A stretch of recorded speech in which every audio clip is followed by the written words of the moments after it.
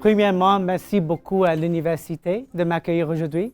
Je suis ravi d'être ici pour vous présenter au propos de Amazon Web Services et AWS Educate, qui est un programme que moi je mène pour le Canada, et ça vous donne l'habilité de poser votre candidature sur un jobs board. My name is Fahad Gulzar. Thanks all for being here today. I'm the public sector programs lead for Canada for Amazon Web Services. And what that means is that I create cloud computing education and adoption programs for the public sector. The public sector is defined as government, the education sector, so universities, colleges, CEGEPs, healthcare, and non-for-profit. So that's what I do. And I'm really excited to be here today. I'm glad the room is full. It's always nice speaking to a full room. And today, just to go over the agenda that I've prepared for you, I'm going to be providing an overview of what Amazon Web Services is. So we're all familiar with Amazon. I wanted to dive down a little bit deeper and talk about what Amazon Web Services is. Then I'm going to speak about the impact of cloud computing and how Amazon Web Services is addressing that impact. So before I do that, I was asked to talk a little bit about my career. So I want to walk you through my career just so you have an idea, because all of you, so how many are first year students? Okay, and then second year students? Third year? Fourth year? Okay, excellent. So there's a nice mix. I see a lot of first and second years. So it'd be interesting, I think, for you to hear about kind of my journey and the path that I've taken. So I did electrical engineering at the University of Waterloo. And although I was passionate about the program, I always felt that I had a business inclination. So after completing my engineering degree at the University of Waterloo, I worked at Hewlett-Packard in a strategist type role, which was really interesting because most people that graduated from engineering went into designing circuit boards or working for very technical type roles. Myself, it was more of a strategy type role where I could leverage the technology and the technical skills that I had learned at university. Then what happened was I realized that I wanted to have that bit of edge and wanted to pursue a business degree because I felt that that was a direction that I wanted to go in. So I decided to pursue a business degree, a master's in business at Wilfrid Laurier University. After completing that, I joined Oracle. And at Oracle, I was in an account management type role. So is anybody familiar with what an account management type role is? An idea? You have an idea? Yeah, So, based, this role, as per my understanding, yes. This role is also commonly known as business development manager. Okay. I assume both are quite similar. So, from my experience, what I can tell is that the role of an account manager Yes. is to go to customer and present the technical things in a business perspective. Okay, very well said. So one thing that you mentioned is customer, and that's true. Account managers deal a lot with customers. There's also a business development aspect, which means kind of building that rapport with your customer and showing them how your products and services can help meet their needs and demands.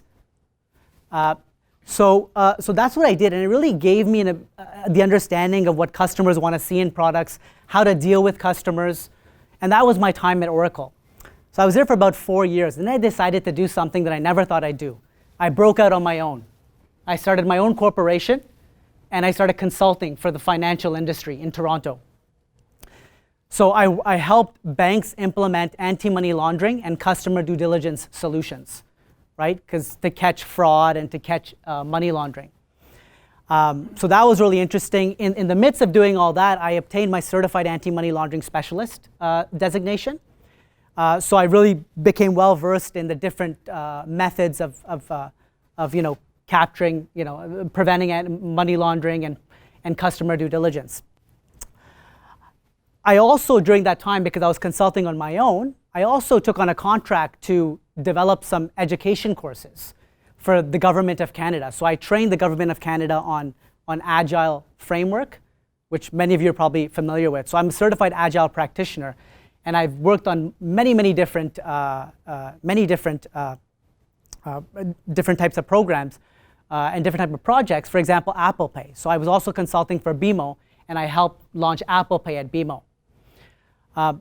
Now, afterwards, through LinkedIn, I was reached out by SAS Institute. Anybody heard of SAS Institute, the data analytics company? Yeah, so they really liked the fact that I had a lot of data-related projects that I worked on and managed. So my role was always managing different components, different technology components, some business components. So they had reached out to me, and I did very much the same thing, focus on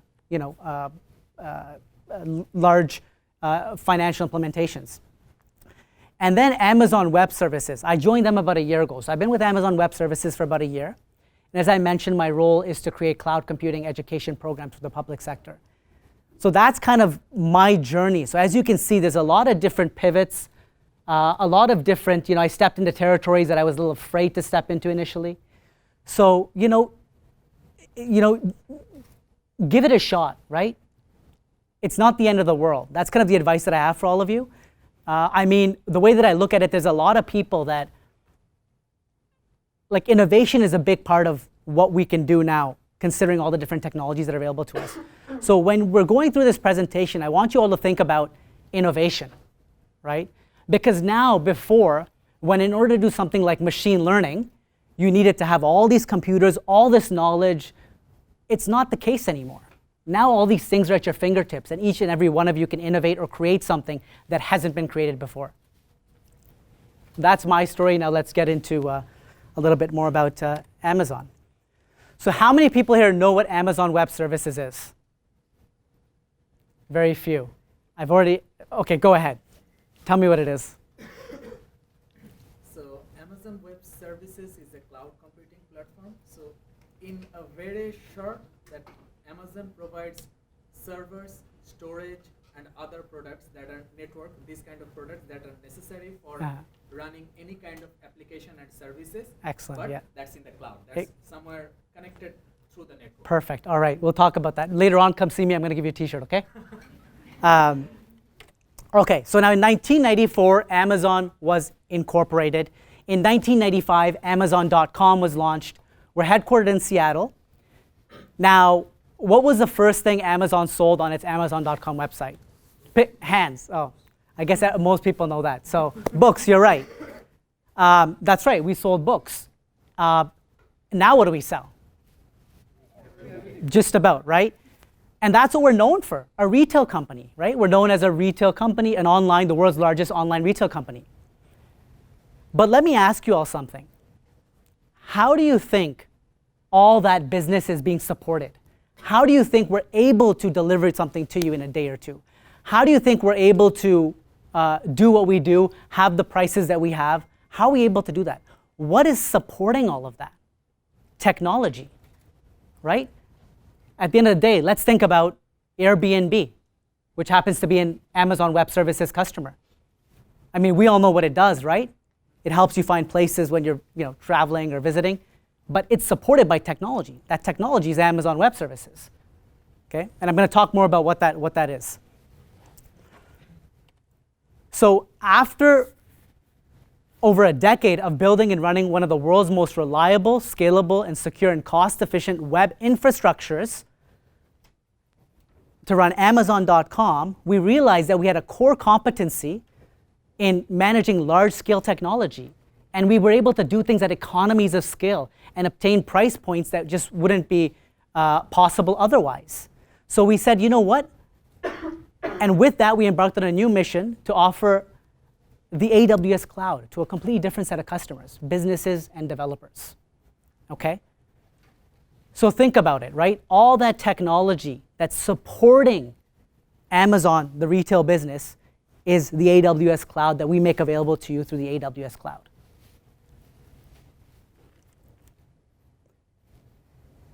This is just a picture, yep. This is the fulfillment center, so we have fulfillment centers. Some of you may be familiar with that. It's where we stock a lot of our products. All that as well. All this machine learning, all these automated robots, it's all being supported by Amazon Web Services, that technology. Now, cloud computing is defined as the on-demand delivery of IT resources via the internet with a pay-as-you-go pricing model. So instead of having to buy servers and storage and stocking your data centers, you can acquire such technology resources on an on-demand basis and only pay for what you use, right? So think about that. You, as an individual, you want to start doing some machine learning or running all these analytics or whatever it may be. You don't have to go and buy all these servers and storage. You can start doing it right away immediately through the cloud.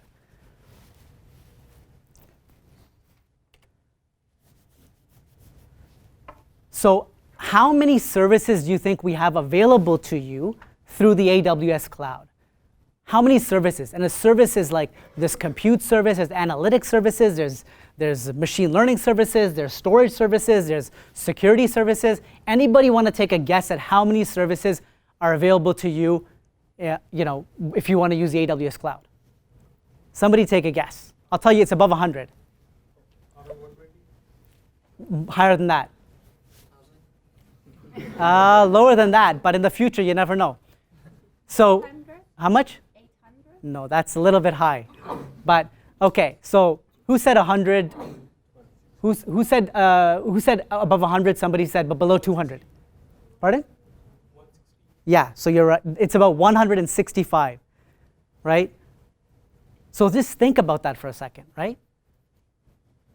Nous avons 165 services pour que vous pouvez innover et créer quelque chose vous-même. So think about that. 165 services available to you. So you want to do machine learning, it's available to you, right? If you want to create a website, it's available to you. If you want to start, virtual reality, which is very hot right now, it's available to you. And you're just first year, second year, third year, fourth year students. But think about the possibilities. Think about all that you can create, right? It's about innovation, right? Think about innovation. This enables you to innovate as an individual. It puts technology in the hands of people which otherwise would not be available because they didn't have the resources, financial resources, or logistics, etc. So I'll give you a T-shirt later on. Just keep in mind. Just make note. If I said I'm going to give you a T-shirt, I'm going to give you a T-shirt. Okay, so now let's look at a comparison, right? The traditional infrastructure versus the cloud. So what are the benefits of going to the cloud? So the benefits are, number one, I'm going to highlight some key benefits, is agility. The ability to provision servers in a matter of minutes, if not seconds. That's what you can do on the cloud. But in a traditional infrastructure, let's say you as students, you have an idea. You hear about all these students in the US here and they're creating all these cool things. And you now have an idea, right? So you say, oh my God, I'm going to require so much compute power, I'm going to require so much storage, I'm going to require et cetera, et cetera. Now that's available to you.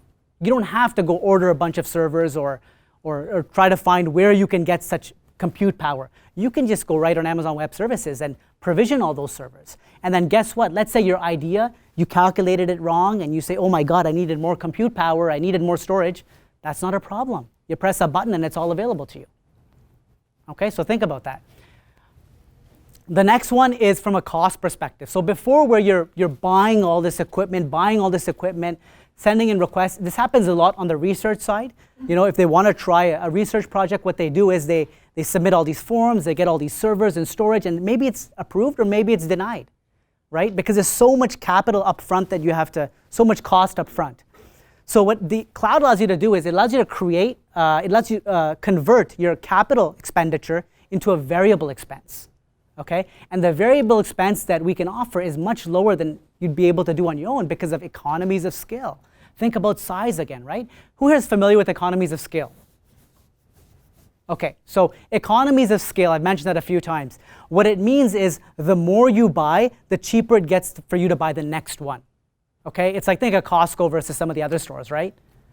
Right? If you buy one, it's a certain price, but if you go buy 10 at Costco, you get almost a discount per, right? Now, think about, scale that to Amazon's business, right? To run our global operations, we need to have so many servers, so much storage, so much compute power that, that economies of scale is really at work with Amazon.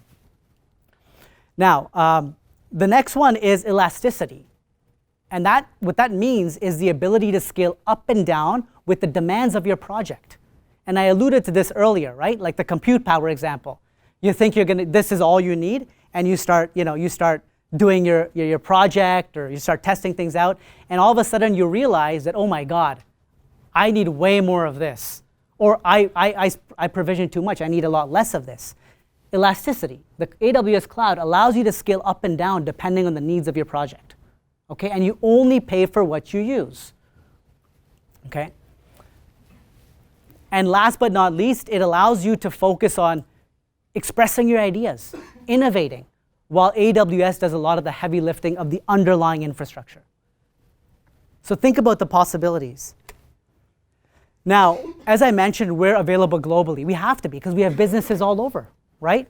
So we have 20 regions, and what a region is, it consists of one region consists of an availability zone, and each availability zone consists of one or more data centers. So we have 20 cluster of data centers all across the globe.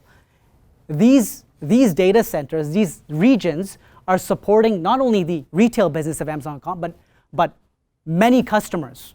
You know, I can say there's 4,000 government agencies it's supporting, you know, about 9,000 education institutions, 27,000 non-for-profit, and the list goes on and on if we start looking at, you know, other types of businesses.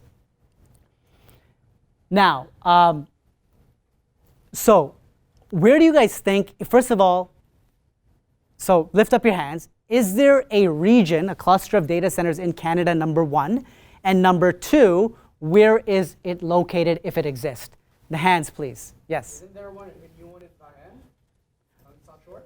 Okay, so you are correct. So we have actually announced 4 more new regions. One of them is coming online between now and the first half of 2020. So that number will grow to 24 between now and the first half of 2020. So we announced in Bahrain, in Hong Kong SAR, Italy, and South Africa. But I'm talking about Canada. Is there one in Canada? And if there is, where is it located? Yes? Close, but not quite. Anybody else? Yes?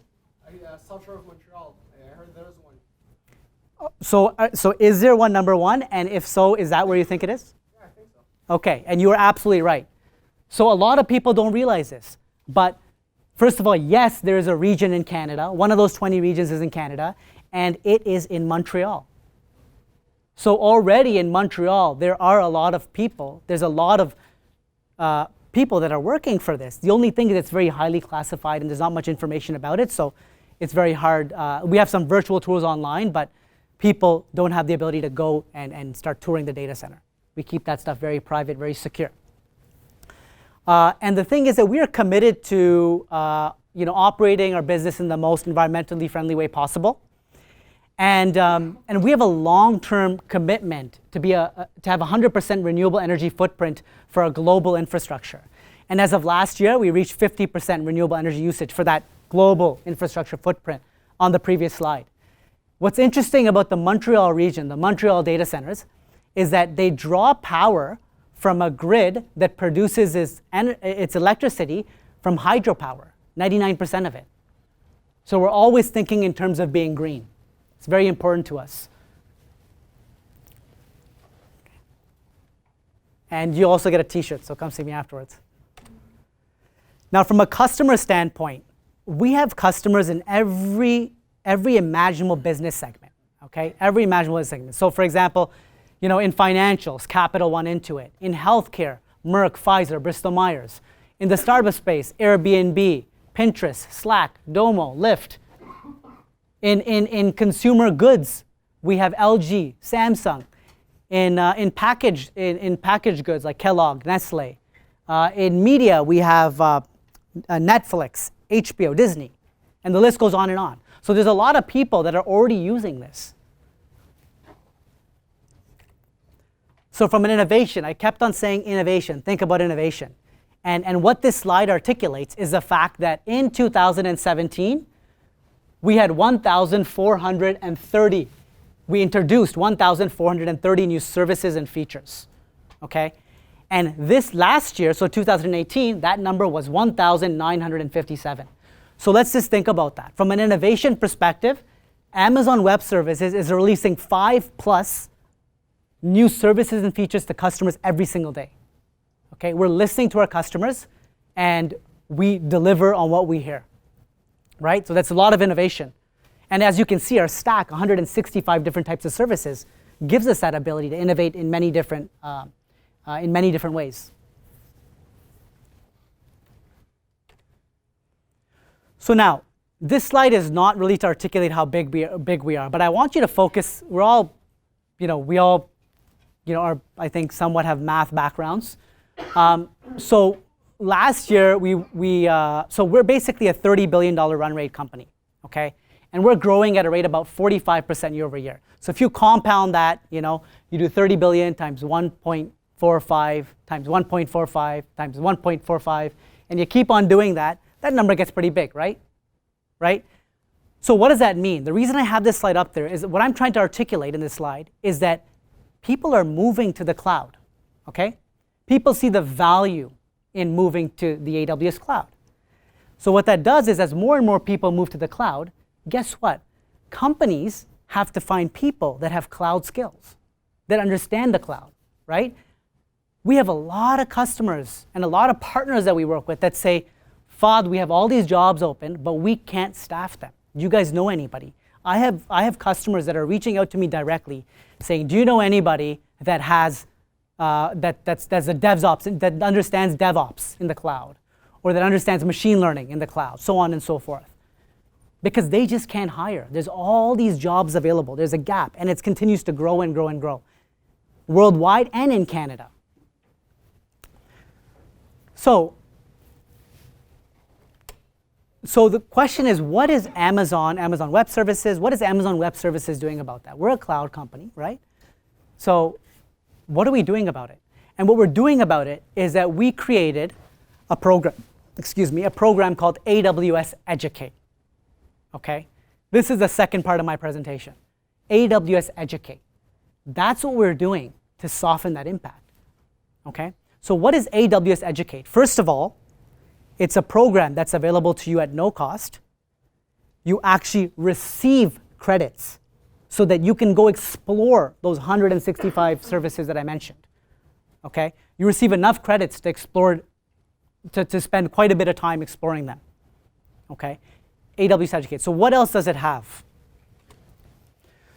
So the AWS Educate has something called career pathways. So remember that all those jobs I mentioned that are unfilled? What we did was we looked at them and we mapped them to career pathways. We said, if you pursue this career pathway, it will, this bunch of jobs, let me try explaining it a different way. All these jobs, we mapped them to 11 career pathways, okay? So all of them fall, generally saying, within those 11 different categories. And then we put online training around it, which I'm going to show you how that works. There's promotional credits, as I mentioned, that when you sign up as a student, being part of your university, you're a member institution, so you actually get the higher level of credits. Okay, so you receive all these credits that allow you to go in and start testing these things out. And then there's a jobs board. Okay, so what we did was we announced this last year, late last year. There's a jobs board that's a part of all this. So after you complete a career pathway, or after you feel that you're proficient in cloud computing, maybe you've tried a few services, and so on and so forth, you have the ability to go apply for a job, okay? And I'm going to show you all that right now.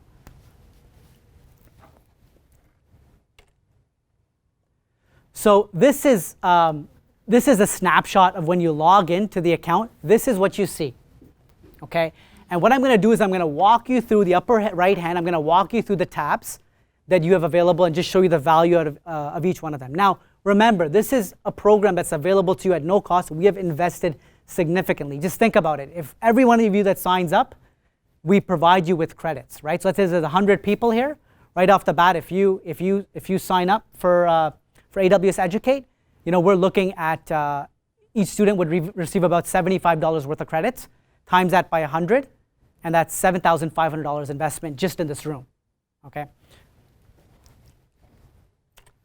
So you have the ability to fill out your portfolio. So you would go in there, you'd put in your summary, your projects, your coursework, some of the certificates that you have. And the reason why we have this is because we have this thing over here. You see that thing at the upper right hand? It says, it's hard to see, but what it says is make your profile visible to recruiters. Okay? And I'll talk a little bit more about the jobs board in a little bit. Oh, here we go, jobs board. So this is the jobs board. There's over 4,000 jobs, and that's globally, and this number continues to grow. All our teams have mandates to find more and more jobs to put on this job board. So, I'm on a regular basis reaching out to all kinds of companies saying, you can post your cloud jobs for free. So these are all cloud related jobs. So what does that mean? So are they all super technical? Maybe not. They just have a cloud component in them. And what you can do is you can apply for these jobs. So just by signing up, you get access to this jobs board. So if anything, that's a significant value, right? And it's a great way also if you're looking to, because it's a global job board, if you're looking to kind of, if you're looking to kind of venture out to another country, it's a really good way to do it because the employers here are all familiar with this platform. So they'll probably treat you very similar to anybody else from their own country because they know the value of the platform. Now, when I was talking about those 11 different career pathways, these are what they are, okay? So I know the font's a little small, but I'm just going to read them out loud. So application developer, cloud support associate, cloud support engineer, cybersecurity specialist, data integration specialist, data scientist, DevOps engineer, web development engineer, solution architect, software development, and machine learning specialist. Each one of these career pathways has 30 to 40 hours of content where you go through it. There's labs, there's quizzes, there's tests, and you get an opportunity, those credits I talked about, you get an opportunity to test out the services that are linked or that fall within the category of each one of these. Okay? So during machine learning, you may learn how to create a chat box or how to program Alexa or whatever, right? So there's 11, and there's Cloud Computing 101, which we feel that everybody should take before pursuing any of these. Yes? Is it online learning? Yes, correct. So it's online learning, but it's at your own pace. So what we've done is we've actually grabbed material not only from AWS, but Coursera, Udemy, Harvard, MIT. They also contribute to this platform. And we've taken all that and we've organized it in a manner that flows best and helps you retain the most amount of information. So this career pathway, when you go into it, what happens is that you will have labs, you will have YouTube videos, white papers, you'll have quizzes, you'll have checkpoints. We grab from whichever source we felt would help you get the most value out of the program. Yes? And there is some form of certification for this, or we have to go differently to apply for this certification for this program? No, so what happens is you get a digital credential, right? So you do get it within the platform and it shows up in your portfolio, right? So this is just the beginning. I just took a snapshot of the machine learning just to show you that the purpose of this slide is effectivement to show you that it's in French, right? So we have this platform available in French. We released it in November of 2018, which is really important because it's getting a lot of bilingualism, a lot of universities, a lot of official government, they require that, right? So we released it in November of 2018, and now it's given me the opportunity to go into Quebec and work with different schools and let them know that it's available in both official Canadian languages.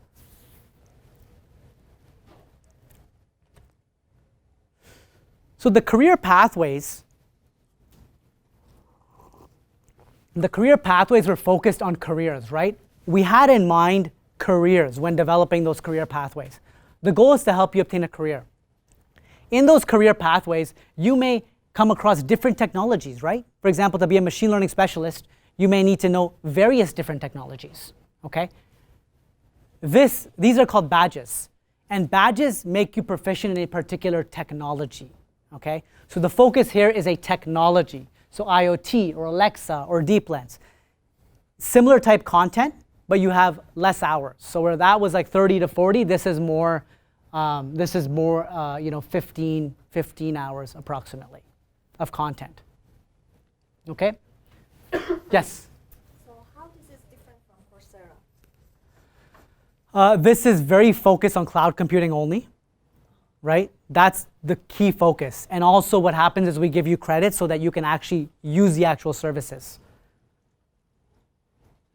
Okay, I didn't get that. Oh, okay. So what happens is that, those 165 services that I mentioned?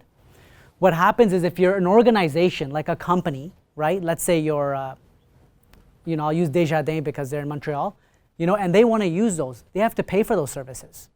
They only pay for what they use, so the cost is low, but they still have to pay for it. What happens when you sign up here is that we provide you with credits.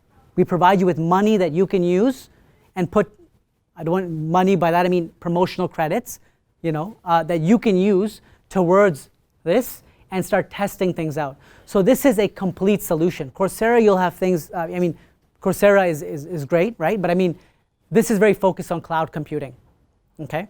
To make you proficient in that and make you proficient in the different services that we have. And there is similarity between what you are offering and what they are offering? No, it would be different. The only similarity would be that I believe a lot of what they do is online, yes. And this is an online thing too. But what isn't online nowadays, right? So the focus here is cloud computing, and also to help you learn how to use the services, and also get access to a jobs role which is very focused on cloud computing jobs. Yes.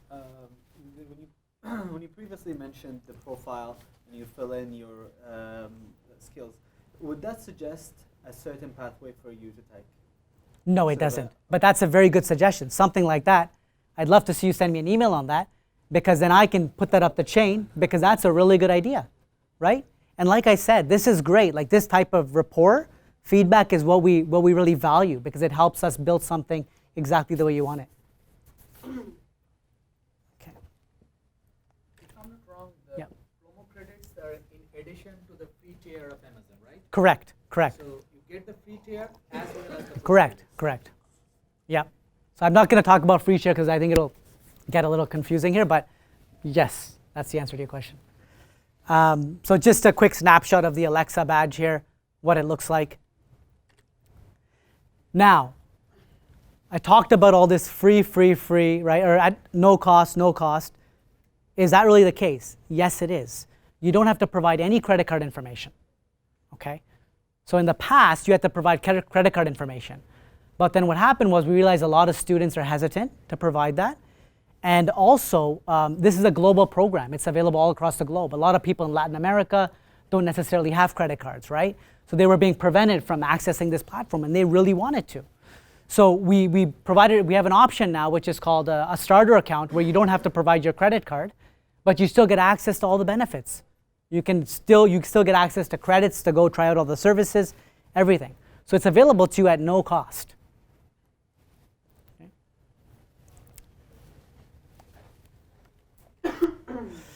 I'm just going to pause for a second. I think this is a nice quote by Jeremy here, who is a user of AWS Educate. And there's many quotes, but I selected this one because I felt like it encompasses, he talks a lot about the most recent, the leading technology, I feel, like with ML and all that stuff. So I'm just going to pause for a minute, let you guys read this quote.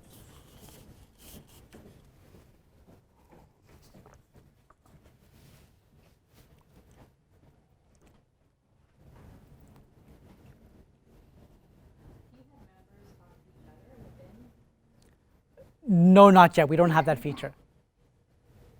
Yes? We have AWS certifications like AWS Cloud Practitioner, Cloud Architect. So do those come under Educate, or like it's a... No, they don't. This is separate. Okay, so like which one will you suggest? I want to do a certification, but like before, should I finish this and do that? Or? I will answer that in 1 second. After this slide, I will answer your question. That's a very good question. So I think everybody's had probably time to read this. And this is just one example, right? It's an example of how people are actually using it to help them get a little bit ahead, to help them get that next job, to help so when they get into an interview, they know what they're talking about, or they can make suggestions, or they can start exploring or innovating on their own. Now, to answer your question was the cloud practitioner certification. Is it the same as it? Is it different? What should you do first? This is available to anybody, okay? For example, somebody in Northern Canada who is a student can sign up and start having fun with this platform.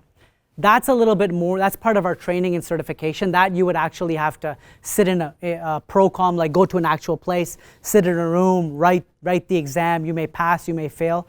We don't have that here. We have quizzes and labs that have knowledge checks, and if you don't pass, but it's not it's not part of the training and certification. This is really just to build for students and institutions to help people learn. We didn't want to put that sort of you pass or you don't or sort of mentality around it. We make this readily available to to everybody. So, considering the fact that we looking at this Yes, is helping to prepare us for jobs, yeah? correct. Is there the possibility that, say, without equivalent knowledge for a certification, that we could be useful when it comes to using the AWS infrastructure in a job position? Okay, so you're saying that without the certification, Without equivalent knowledge to pass the certification? yeah. Oh, okay, with that certification that he referred to?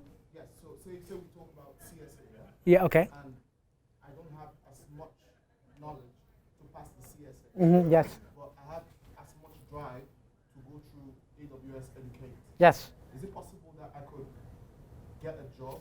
absolutely. and So, strive proper in the job? absolutely. All those employers that have posted, they've posted after they've been given a demonstration of what AWS Educate is. Absolutely. Like the understanding is that when you pursue a career pathway, right, those jobs that are listed there, they're not advanced jobs, right? They don't require 10, 15 years of experience. They're more what you guys are looking for, right? And yes, you, after following a career pathway, it does set you up to have that conversation because you're going to start exploring in labs, you're going to start using the services, you're going to understand. Like most of you are, engineering or math, at the end of the day, what the program does is, what technical programs do at university is help you provide you with a base and then you build on top of that, right? When you guys go work in a job, it's not going to tell you, like in my case, here's the circuitry, like the capacitor, blah, blah, blah, blah. It's not going to go to that level of detail. It's going to tell you to do something innovative. It's going to ask you, with the knowledge that you've learned, go design or build this, right? So the job is not, it's going to say, okay, you've taken the machine learning career pathway. Okay, so you know the services, you know how AWS works. Now we'd like you to come into this role where you're going to be doing X, Y, Z, right? So it helps you build a base, helps you build knowledge that you can then apply in the real world.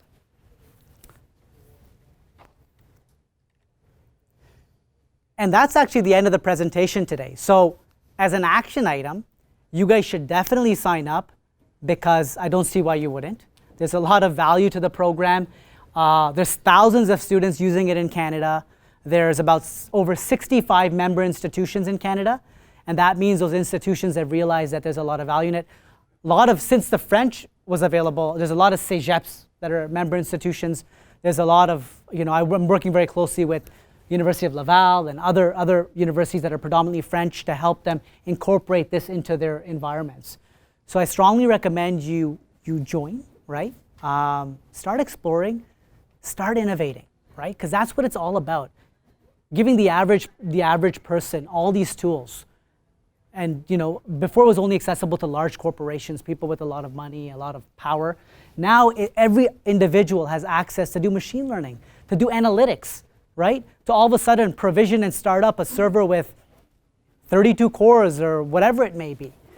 So just think about that. And lastly, I'm not sure if any of you, I always have this over here. There's an Ottawa Public Sector Summit on May 15th in which we kind of bring a lot of AWS customers and they talk about what they've done. And it's fairly large. Last year we had about 1,200 people. This year we're expecting about 2,000. And during this, I'm actually setting up a panel as well. So I'm very involved in diversity and inclusion topics. And I'm setting up a panel for an accessibility panel. And I'm going to have people talk about how they're using technology to make their environment or their products more accessible to people with limited accessibility. So it's really interesting. Yes? What he told us, like with this thing, we can apply to these companies what you are providing. Correct. But apart from that, if we are applying somewhere else, they will need certification, right? Well, not necessarily. I mean, if you mention to them that you have if you mention to them, now, of course, certification is very important, right? Absolutely. There's a lot of weight on that. But what I'm saying is this also provides you with knowledge and gives you the ability to say that you've actually taken this career pathway and you have an understanding of it, right? what we're trying to build here is, you know, you can have a lot of interviews, but if you don't know what you're talking about, you're not going to make it very far, right? So what this does is it gives you that ammunition, it gives you that content where you can go in, and the person goes, what is machine learning? And you say, well, this is what it is. But will this help to try for a certification? Like there are application developer certificate for AWS, technical architect certificate. So Correct. So all these just would. the base or like it's an intermediate level? So think about this as a completely different stream than the certification stuff. The certification stuff really focuses down on something specific. So like architecting on AWS, it focuses on, it gets very technical, right? Very technical, and it may encompass some of these, you know, services that I mentioned, but it's kind of a different area, right? As a student, I would recommend you pursue this along with that if you can, but this is more important, I think, because I shouldn't say that. This is, I think, you can get a lot more value out of this platform because there's so many different options and angles that you can take. You get the credits where you can test out and see how different things work, right? Yes. Let's say that I want to run my own business. Yes. And the data from my clients are so sensitive. Yes. So how Amazon would guarantee there is no data mining Yes. or data leakage would happen? So Amazon and AWS are vigilant about our customers' privacy, right? We've implemented sophisticated technical and physical measures to prevent unauthorized access. Okay, so for example, we've implemented the same security measures that you would find in a traditional data center environment. So separation of networks, isolation of storage, isolation of servers, and there's also like we don't release any of that stuff. The content that's in there is you own it and you control it. Like privacy, we're very big on privacy.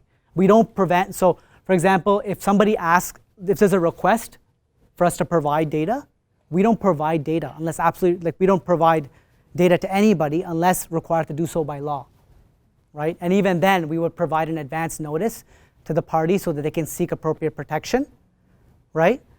But this is something that we take very seriously. Security is our #1 priority. Because obviously that's when people think about the cloud, that sometimes comes into their mind, right?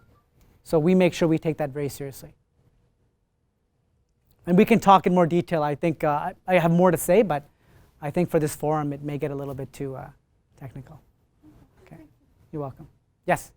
You talk about the 75 credits. Is that the expired date for this? Every year they renew. Every year? Yes. Now there's other features as well that I didn't, there's other features that there's, like, so this was the student portal that I showed you. There's also an educator portal. Okay, but I didn't want to get into that because most people here are students. So, so yeah. Just on that point. Yes. I think most of them are registered students, but some might be. Are any of you alumni already graduated or like finished your schooling? No. Okay, so we don't need to go there. Because if you're an alumni, technically you don't have access. That's right. So that's right, and thank you for bringing that up. So this is available to current students. So as an alumni or somebody who's no longer a student, there's something called the free tier, which you mentioned, which gives you access to a lot of free services that you can use up to a certain amount. So I'd recommend that you get access to free tier. There's also a lot of free training that we make available. So if you send me an email or something, I can provide you with those links. But there's a lot of other ways to get up to speed on Amazon Web Services, the AWS cloud.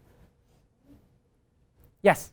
So apart from the validity of having this come directly from Amazon, Yes. yeah, off the top of my head, I can think of, say, 1 or 2 other services Yes. that would serve as, if I may, competitors to Okay. what you already have, say Cloud Academy, Yes. Linux Academy. Okay. So apart from the validity that Amazon provides, is there any other perks that, this has, in comparison to all, those other ones existing?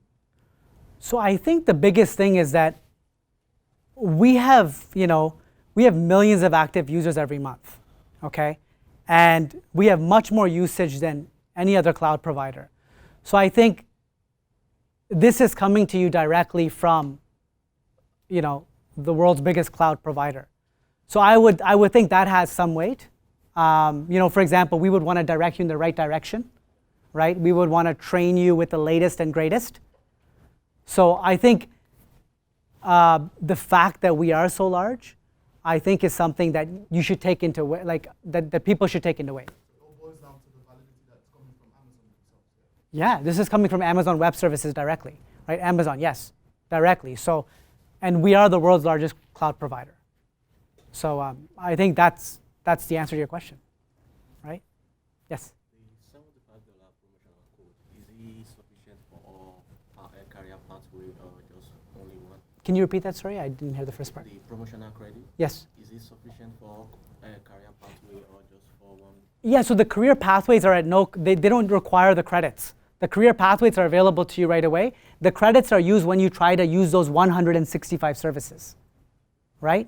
So career pathways, you can go pursue 11 of them at the same time, okay? But at one point, they're going to say, test out this service. And when you want to test out that service, then you'll have to use your credits, right?